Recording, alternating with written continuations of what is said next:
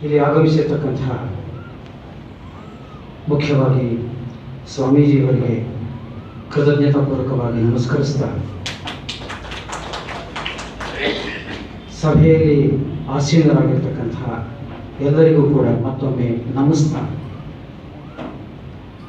ಕರ್ನಾಟಕದಲ್ಲಿ ಧ್ಯಾನ ಪ್ರಚಾರ, ಅದಕ್ಕಾಗಿಯೇ ಒಂದು ಸಮಿತಿ ಟ್ರಸ್ಟ್ ಏರ್ಪಾಡಾಗಿದ್ದು, ನಾನು ಕಳೆದ 10 ವರ್ಷದಿಂದ ಇದರ ಸಂಪರ್ಕದಲ್ಲಿದ್ದು, ವೃತ್ತಿಯಲ್ಲಿ ಜೂನ್ವರೆಗೂ ಕೂಡ ಉಪನ್ಯಾಸಕನಾಗಿದ್ದೆ.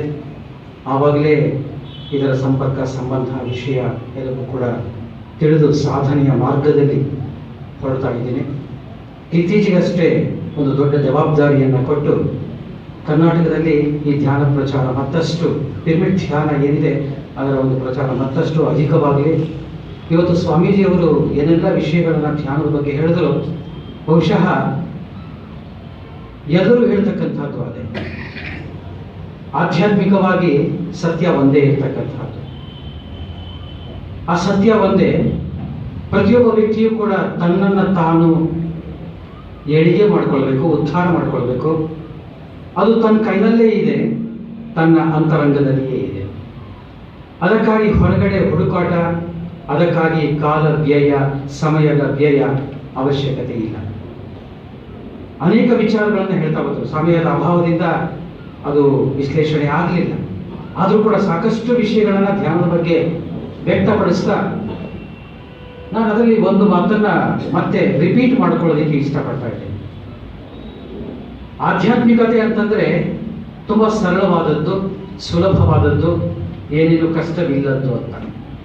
ನಾವೇನು ಲೌಕಿಕ ಪ್ರಪಂಚದಲ್ಲಿದ್ದೇವೆ ಅದರ ವಿರುದ್ಧವಾಗಿ ನಡ್ಕೊಂಡ್ರೆ ಅದು ಆಧ್ಯಾತ್ಮಿಕತೆ. ನಾವಿವಾಗ ಹೊರಗಡೆ ನೋಡ್ತಾ ಇದ್ದೇವೆ, ಹೊರಗಡೆ ನೋಡಿ ನೋಡಿ ನೋಡಿ ಸಮಾಜದ ಸೇವೆಯಲ್ಲಿ ನಿಲ್ತಾ ಇದ್ದೇವೆ. ಅದರ ಬದಲಾಗಿ ನನ್ನ ಬಗ್ಗೆ ನಾನೇ ಯೋಚನೆ ಮಾಡ್ತಾ, ನಾನು ಯಾರು, ಎಲ್ಲಿಂದ ಬಂದಿದ್ದೇನೆ, ಯಾವ ಉದ್ದೇಶಕ್ಕಾಗಿ ಬಂದಿದ್ದೇನೆ, ಅದರ ಸಾಧನೆ ಮಾಡ್ತಕ್ಕಂಥದ್ದು ಹೇಗೆ, ಇದನ್ನ ನಾನು ಪ್ರಶ್ನೆಗಳನ್ನು ಹಾಕ್ಕೊಳ್ತಾ ಆ ಒಂದು ಸಾಧನೆಯಲ್ಲಿ ಇದ್ದರೆ ಉತ್ತರ ನನ್ನಿಂದಲೇ ಸಿಗ್ತಾ ಹೋಗುತ್ತೆ. ಅದಕ್ಕೆ ಇನ್ಸ್ಟ್ರೂಮೆಂಟ್ ಬೇರೆ ಯಾವುದೂ ಇಲ್ಲ. ತುಂಬಾ ಸರಳವಾದ, ಸುಲಭವಾದ, ಏನೇನು ಕಷ್ಟವಿಲ್ಲದ ಒಂದು ಧ್ಯಾನ ಪದ್ಧತಿಯನ್ನ ನಾವು ಅನುಸರಣೆ ಮಾಡಿದ್ರೆ ಸಾಕು. ಅದಕ್ಕಾಗಿ ವಿಶೇಷವಾದ ವಿದ್ಯೆಯೂ ಅಗತ್ಯವಿಲ್ಲ.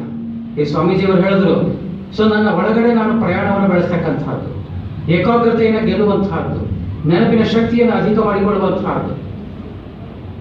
ಮೊಟ್ಟ ಮೊದಲಿಗೆ ನಮ್ಗೆಲ್ಲರಿಗೂ ಕೂಡ ಅತ್ಯವಶ್ಯಕ ಇರತಕ್ಕಂತಹದ್ದು ಈ ಜೀವನದಲ್ಲಿ ಒತ್ತಡ ಇದೆಯಲ್ಲ, ಈ ಒತ್ತಡದಿಂದ ಅನೇಕ ರೋಗಗಳಿದೆಯಲ್ಲ, ಆ ರೋಗಗಳಿಂದ ನಾನು ಮುಕ್ತನಾಗಬೇಕು.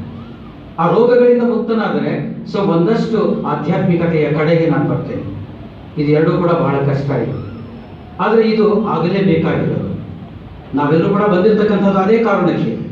ನನ್ನ ಸಮಸ್ಯೆಗಳನ್ನ, ನನ್ನ ಕಷ್ಟಗಳನ್ನ, ನನ್ನ ದುಃಖಗಳನ್ನ, ನನ್ನ ಒಂದು ವರೀಸ್ ಏನಿದೆ ಅಥವಾ ಒತ್ತಡದ ಜೀವನ ಇದೆ, ಅದನ್ನು ನಾನು ಅದರಿಂದ ನಾನು ಮುಕ್ತನಾಗಬೇಕು ಅಂತ ಹೇಳಿ. ಅದಕ್ಕಾಗಿ ಇವತ್ತು ಪಿರಮಿಡ್ ಧ್ಯಾನ ಏನಿದೆ ತುಂಬಾ ಸರಳವಾಗಿ ಎಲ್ಲ ಕಡೆ ಉಚಿತವಾಗಿ ಪ್ರಚಾರ ಮಾಡ್ತಾ ಎಲ್ಲರಿಗೂ ಕೂಡ ಈ ಒಂದು ಸುಖ, ಸಂತೋಷ, ಆನಂದ, ಪರಿಪೂರ್ಣವಾದ ಆರೋಗ್ಯ ಸಿಗಲಿ ಎನ್ನುವ ದೃಷ್ಟಿಯಿಂದ ಈ ಒಂದು ವಿಚಾರವನ್ನು ನಾವು ತಮ್ಮ ಮುಂದೆ ಇಡ್ತಾ ಇದ್ದೀವಿ. ಅವರು ಒಂದು ಮಾತನ್ನ ಹೇಳಿದ್ರು ಸ್ವಾಮೀಜಿಯವರು, ತುಂಬಾ ತುಂಬಾ ವಿಶೇಷವಾದ ಒಂದು ಮಾತದು, ನಮಗೆಲ್ಲರೂ ಕೂಡ ಅಪ್ಲೈ ಆಗುತ್ತದು, ನಾವೆಲ್ಲರೂ ಕೂಡ ಒಪ್ಕೊಳ್ಬೇಕಾಗುತ್ತೆ. ಲಿವ್ ಇನ್ ಪ್ರೆಸೆಂಟ್ ಟೆನ್ಸ್, ವರ್ತಮಾನ ಕಾಲದಲ್ಲಿ ಬದುಕೋದು.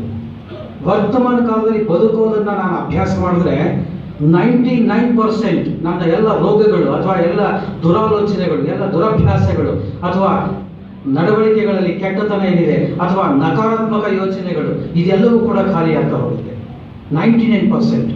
ಅದಕ್ಕೆ DVG ಅವರು ಒಂದು ಕಡೆ ಹೇಳ್ತಾರೆ, ಇರುವ ಭಾಗ್ಯವ ನೆನೆದು ಬಾಳನೆಂಬುದನ್ನು ಬಿಡು, ಹರುಷಕ್ಕಿದೆ ದಾರಿ ಅಂತ ಹೇಳಿ.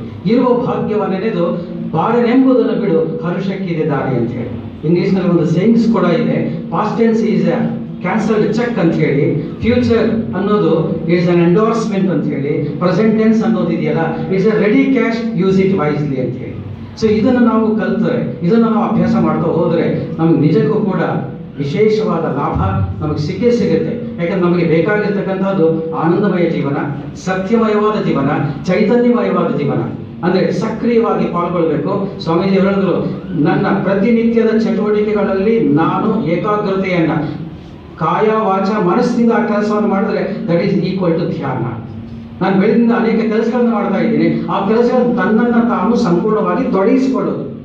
ಟಿವಿ ನೋಡ್ತಾ ಇದ್ದೀನಿ, ಅರ್ಧಂಬರ್ಧ ನೋಡ್ತಾ ಇದ್ದೀನಿ. ಓದ್ತಾ ಇದ್ದೀನಿ, ಅರ್ಧಂಬರ್ಧ ಏಕಾಗ್ರತೆಯಲ್ಲಿ ಓದ್ತಾ ಇದ್ದೀನಿ. ಅಥವಾ ಒಂದು ಸಭೆಯಲ್ಲಿ ಕೂತಿದ್ದೀನಿ, ಅರ್ಧಂಬರ್ಧ ಕೇಳಿಸ್ಕೊಳ್ತಾ ಇದ್ದೀನಿ. ಸೊ ಇದೆಲ್ಲವೂ ಕೂಡ ಅಷ್ಟೇ, ಸಂಪೂರ್ಣವಾಗಿ ತನ್ನನ್ನು ತಾನು ತೊಡಗಿಸಿಕೊಂಡು ಆ ಕೆಲಸವನ್ನು ಮಾಡಿದ್ದೇ ಆದರೆ ಅದು ಧ್ಯಾನಕ್ಕೆ ಸಮ ಅಂತ ಹೇಳಿ. ಆ ಧ್ಯಾನದಿಂದ ಇಷ್ಟೆಲ್ಲ ಲಾಭಗಳು ನಮಗಿದೆ.